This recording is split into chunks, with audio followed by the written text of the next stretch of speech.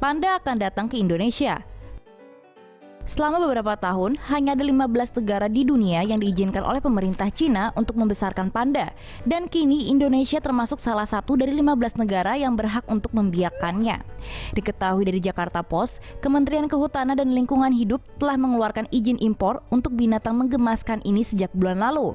Pihak kementerian mengatakan bahwa pihaknya sudah mengeluarkan surat izin impor dan panda-panda tersebut akan segera dibawa ke Indonesia secepatnya. Tapi hal ini masih menanti keputusan dari Garuda Indonesia untuk membawanya sebagai bagian dari program konservasi internasional. Dikatakan pula bahwa Cina setuju untuk memberikan panda ke beberapa negara termasuk Indonesia dengan syarat yang ketat. Salah satu syaratnya, negara penerima harus menyediakan fasilitas panda yang memenuhi kriteria seperti suhu, pasokan bambu, dan karantina. Dan dari semua kriteria di atas telah dipenuhi oleh Taman Konservasi Taman Safari Indonesia sebagai rumah baru bagi para panda ini. Tentunya Indonesia harus menunjukkan komitmennya untuk menjaga para panda ini, karena jika hewan tersebut mati, pemerintah akan bertanggung jawab. Tugas dan tanggung jawab yang cukup berat bagi Indonesia, menjaga satwa langka dari negara lain, sedangkan masih banyak satwa asli Indonesia yang terancam punah.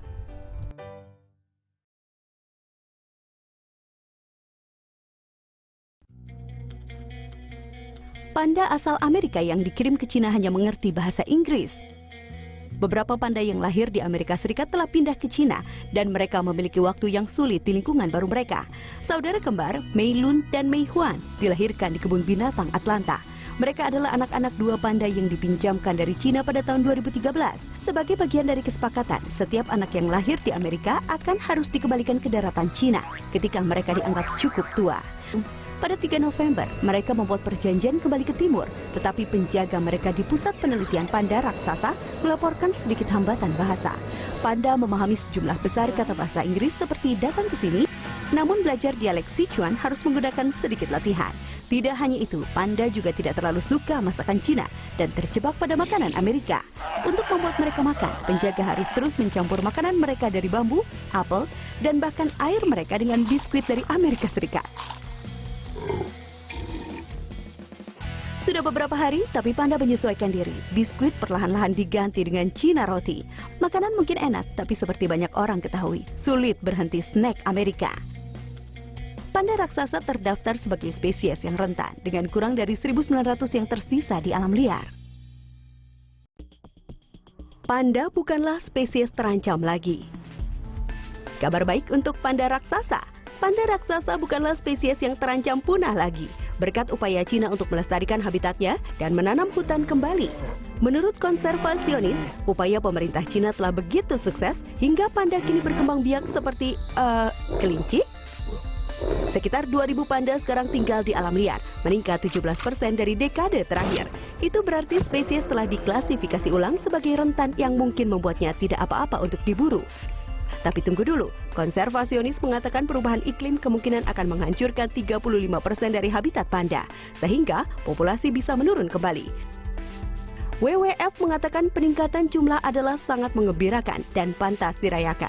Tapi tidak semuanya adalah berita baik untuk spesies terancam punah di dunia.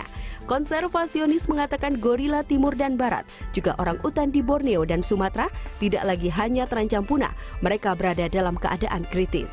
Ini berarti saat ini jumlah mereka sangat sedikit di alam liar, hingga mereka mungkin akan benar-benar punah, kecuali manusia ikut campur dengan program penangkaran untuk membantu meningkatkan jumlah mereka.